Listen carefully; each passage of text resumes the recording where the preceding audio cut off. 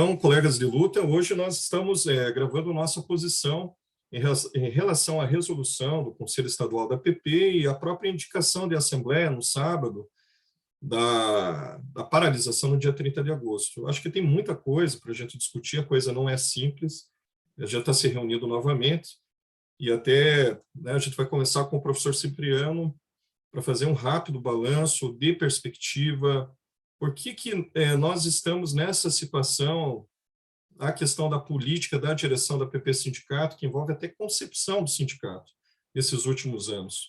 Então, Cipriano, como que você vê essa situação que a gente tem enfrentado nesses últimos anos, que tem nos colocado numa situação tão difícil, né? Então, o sindicato nasceu como uma ferramenta de luta da classe trabalhadora. Na história, processo histórico, houve uma regressão teórica e prática, né, sindical, quando se colocou como instrumento do partido numa função eleitoreira, com a concepção de esquerda liberal, transformando-se num burocrata e uma associação beneficente, negociador com a classe dominante. O debate político foi rebaixado, sem programa, sem participação das bases, quando não se conseguiu uma consciência política da massa e organizá-la para o combate e as suas lutas, né?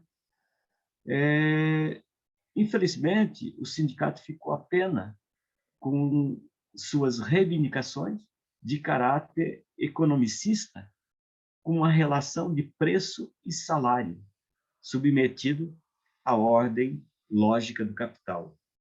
Porque lhes falta tematizar as condições materiais para a classe trabalhadora, para a luta de classe. E uma escola verdadeira que educa as suas bases para o poder popular. Para tanto, precisamos agendar lutas sociais, com campanhas, database, concurso público, conquistas, né, dos direitos historicamente. E é isso. E vamos à luta, camaradas. Marcelo, a situação ela é delicada, como o mesmo Cipriano levantou, né? Um sindicato que não é mais instrumento de luta porque sua direção é conciliadora, rebaixa todas as discussões de reivindicação da nossa classe, inclusive o próprio Cipriano levantou. Parece mais uma associação beneficente, né, da miséria e da migalha, né? E não é isso que nós queremos, né? Esse 30 de agosto, né, tem que ser marcado por uma nova perspectiva, né, Marcelo?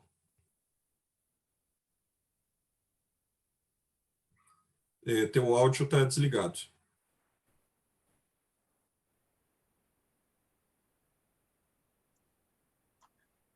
Vejam, senhores e nobres combatentes, nós estamos numa situação onde o Sindicato dos Profissionais da Educação tornou-se um puxadinho das políticas mais espúrias neoliberais.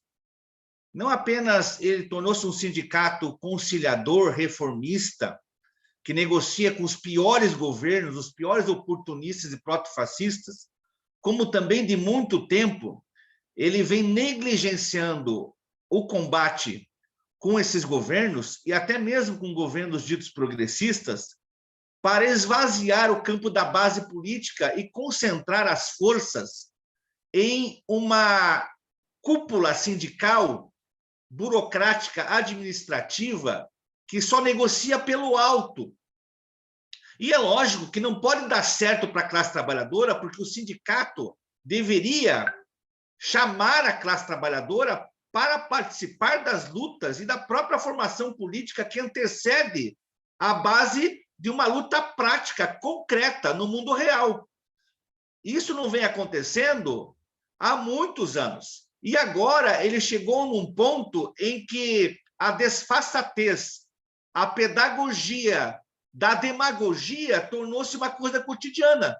Esse vídeo, por exemplo, o último que está circulando, que diz que a PP não tem nada a ver com o Ratinho Júnior, porque a imagem mostrada era de antes da posse do Ratinho, mas independente de ser antes ou depois da posse do Ratinho, você abraçar os golpistas, tirar fotinho, fazer likes, seja com Richa, Filho, com Ratinho Júnior, com a mulher do Barros, com qualquer um, além das políticas costumeiras, que são aquelas políticas de escritório de advocacia, uma publicidade grosseira e grotesca de como fazer a luta só na parte institucional, sem considerar a luta e a formação de base dos trabalhadores, isso para mim já é escandaloso.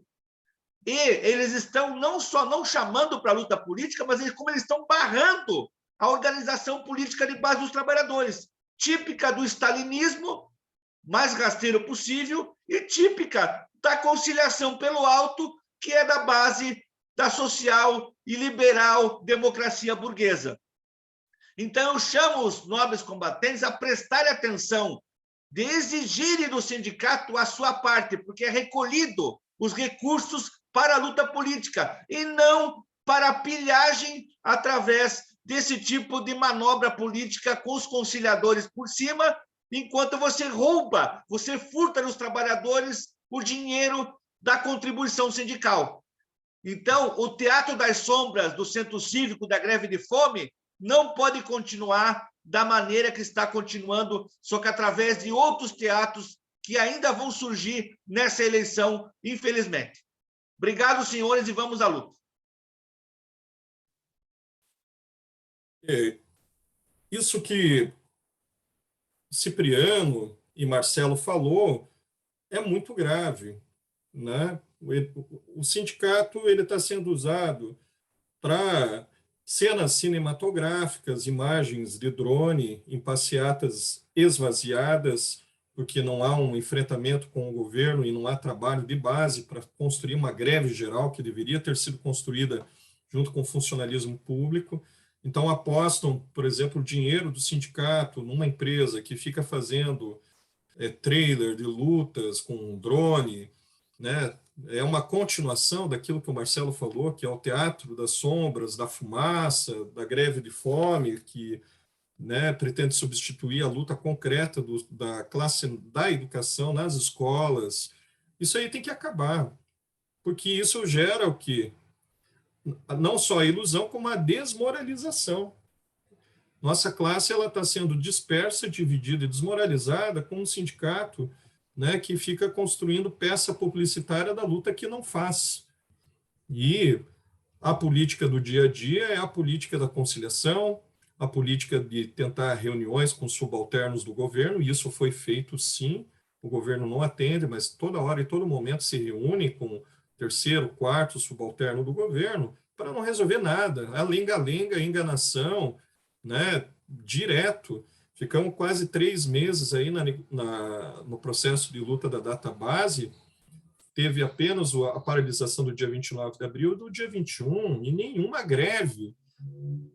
Os representantes da direção da APP Sindicato, no fórum do funcionalismo público, não foi capaz de chamar uma assembleia de todo o funcionalismo público para unir o policial em luta, que se enfrentava publicamente com o governo em cada cidade, junto com a saúde e os trabalhadores PSS e terceirizados e outros que têm disposição de organizar uma grande greve unificada.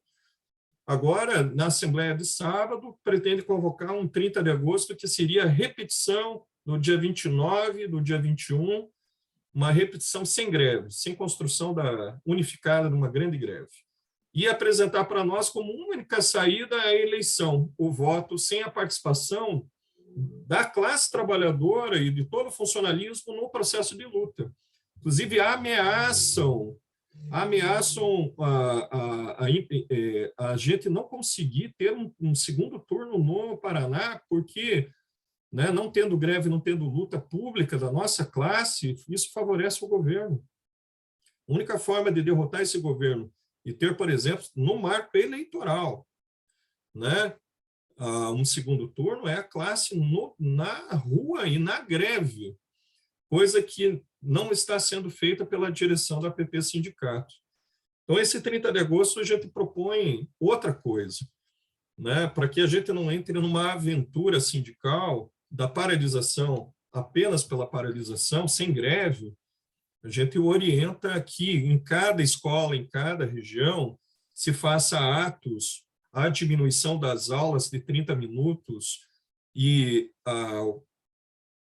o cancelamento da última aula para organizar atos na região, na frente das escolas, com panfleto, conversando com a comunidade, reunindo estudantes, onde é possível reunir em terminais, como aqui na região da Curitiba Sul, nos terminais Pinheirinho e Sítio Cercado, concentrar uma panfletagem com a classe da educação, dialogando, né, com a classe trabalhadora e os filhos da classe trabalhadora na escola pública. Esse ato é muito superior. Nós vamos defender isso, né, publicamente e propor para todas as forças de oposição que construam esses atos, né, e que a gente fuja de mais uma aventura, de uma paralisação do 30 de agosto por cima, de novo, na frente do governo, sem conseguir nada, e vamos levar essa luta para a base, para as regiões e para as escolas. Então, essa é a nossa proposta concreta para o processo de luta do dia 30 de agosto, e nós vamos defender essa posição publicamente e convocamos todos, né, a organizar essas lutas lá no chão da escola, lá no bairro, junto com a comunidade escolar. Então, ficamos aí, vamos à luta e continuamos o nosso debate sobre a construção de uma perspectiva de combate nas lutas e nas eleições contra Rato Feder. É isso, e boa noite, colegas de luta.